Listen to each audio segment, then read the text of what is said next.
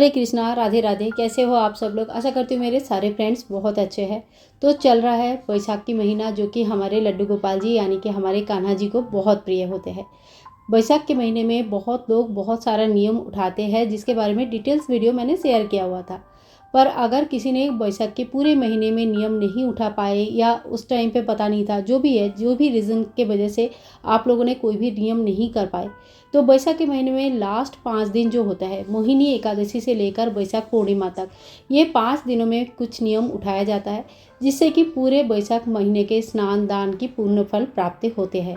तो ये 5 दिन कौन सा है ये तो हमने जान लिया है। मोहिनी एकादशी के दिन से शुरू करके बैसाख महीने की पूर्णिमा तक ये टोटल 5 दिन होता है। जैसे कार्तिक महीने के आखिरी 5 दिन, जो कि पंचभिकु के नाम से जाना जाता है, जो कि बहुत ज़्यादा मतलब गुरुत्वपूर्ण है, बहुत ही ज़्यादा दीपदान के लिए बहुत ज़्यादा अच्छा दिन माना जाता है, पूजा पाठ के लिए बहुत ज़्यादा अच्छा दिन माना जाता है। उसी तरह से बैसाख का लास्ट 5 दिन बहुत ही ज़्यादा अच्छा माना जाता है। अब हम देख लेते हैं कि ये जो 5 दिन है, इस 5 दिन में हम कौन सा नियम धर्म कर सकते हैं। जरूरी नहीं है कि आप इनमें से सभी नियम करें, जितने आपके जीवन शैली में आप कर सकते हैं, जितना आपसे हो पाएगा आप उतना कर लीजिएगा। तो सबसे पहला देखिए, जो जब भी हम कोई व्रत करते हैं, कोई भी हम कोई नियम लेते हैं, तो उस समय हमारा खाना पीना जो है सात्विक रहना चाहिए, शुद्ध सात्विक रहना चाहिए। अब ये क्यों बोलते हैं? क्योंकि जब हम कोई शुद्ध सात्विक खाना खाते हैं तो हमारे मन के विचार भी उसी तरह का होता है और पूजा पाठ में ज़्यादा मन लगता है और जो फल है वो भी हमें ज़्यादा मिलती है। शुद्धता जो है ना पूजा पाठ में सबसे ज़्यादा ज़रूरी होती है। ठीक है, तो ये एक पहला है कि आपको खाने पीने में थोड़ा सा ध्यान देना पड़ेगा। अब जो नियम है बैसाख के महीने में, अगर पूरे महीने में बैसाख स्नान नहीं कर पाए हैं, लेट हो चुका था, तो आप इस 5 दिन में ब्रह्म मुहूर्त में उठ के किसी भी नदी सरोवर में स्नान कर सकते हैं। अगर आसपास है, आपको मौका है जाने का तो कर सकते हैं, लेकिन अगर मौका नहीं मिल रहा है, सामने नहीं है या पॉसिबल नहीं है, तो घर के जो नहाने का पानी है उसमें गंगा जल या थोड़ी सी आंवला या थोड़ा सा तेल वगैरह मिलाकर स्नान कर सकते हैं।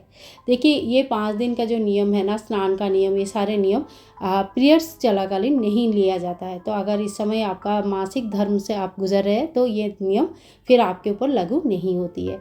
ठीक है, तो इसके बाद जो है ना दूसरा नियम पे आते हैं। तो देखिए, देव वृक्ष की पूजा हमें ज़रूर करनी चाहिए।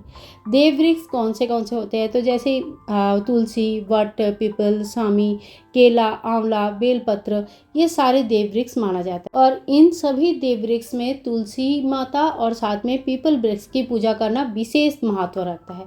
तुलसी मैया और पीपल वृक्ष में दीपदान जलदान करने से बहुत प्रकार के जो मनोकामनाएं पूर्ण हो जाती है, पितृदोष की नाश होती है, घर में सुख शांति समृद्धि होती है, माता लक्ष्मी की कृपा होता है।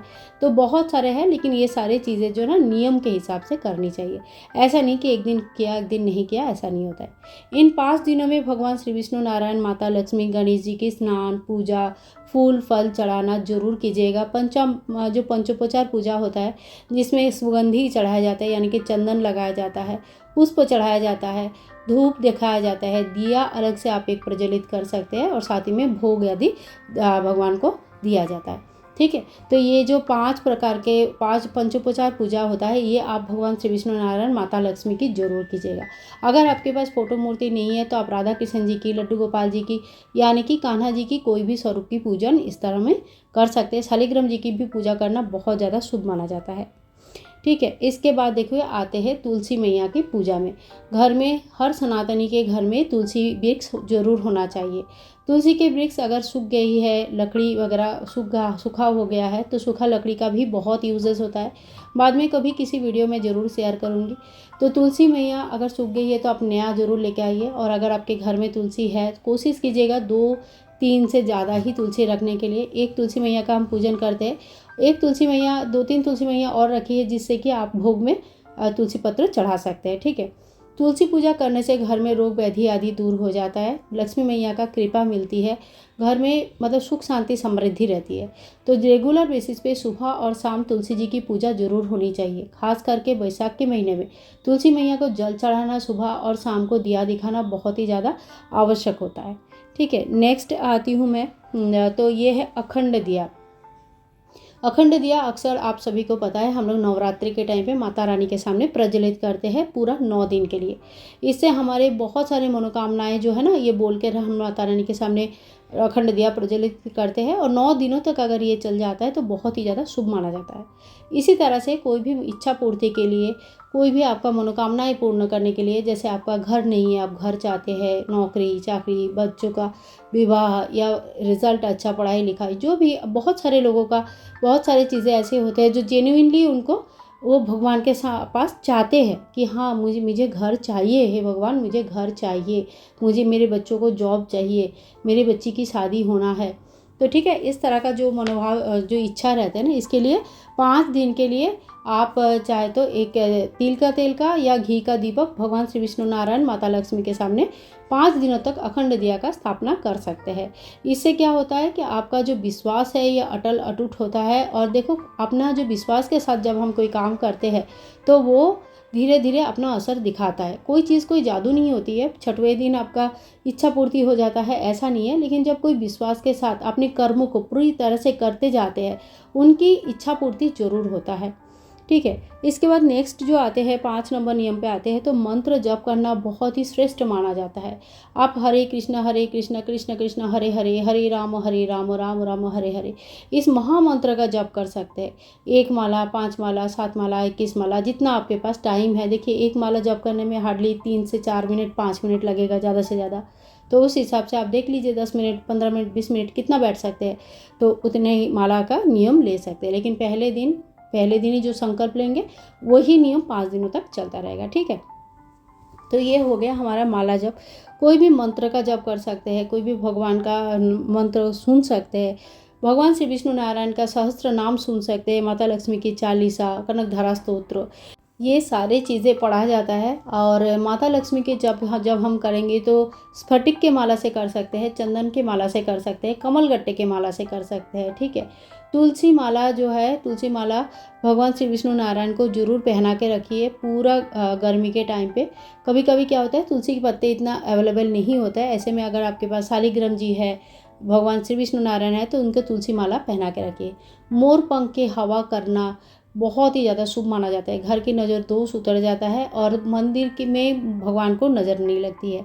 ठीक है, इसके अलावा भी आप कोई भी पाठ करने का नियम इस 5 दिन के लिए ले सकते हैं। लेकिन कोई भी नियम जब हम मतलब पूरा साल भर करते हैं ना, तो उसका ज़्यादा असर होता है।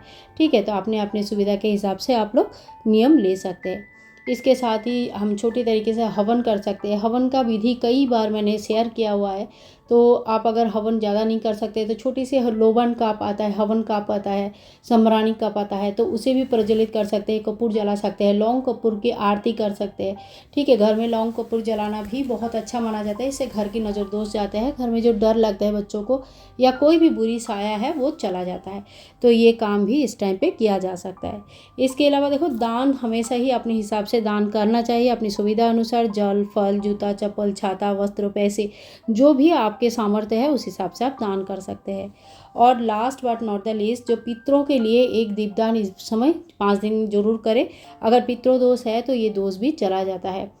घर के बाहर बैल्कनी में या छत पर या आंगन पर सरसों का तेल का एक दिया दक्षिण की तरफ मुंह करके पितरों का नाम लेते हुए उनको स्मरण करते हुए प्रज्वलित करनी है। इससे पितरों दोष कम होती है और ये लास्ट के 5 दिन तो हमें ज़रूर करनी चाहिए। ठीक है, और शाम के टाइम पे भी हमारे जो भी देव वृक्ष है उनके सामने दिया प्रज्वलित हमें ज़रूर करनी है, क्योंकि देव वृक्ष घर पे है और पूजा नहीं कर रहे तो ये बहुत ही गलत होता है। इससे हमें ज़रूर ये दीपदान जरूर करनी चाहिए। सो फ्रेंड्स, आज का वीडियो मैं यहीं पे एंड करूँगी और पूरे वीडियो आप लोगों को कैसे लगा ज़रूर बताना। और ये 5 दिनों में आप लोग नियम ले रहे हैं या नहीं ले रहे, या कितना कौन सा नियम ले रहे हैं, ये हमें कमेंट करके ज़रूर बताना। मिलूंगी नेक्स्ट वीडियो में, तब तक के लिए हरे कृष्णा, राधे राधे।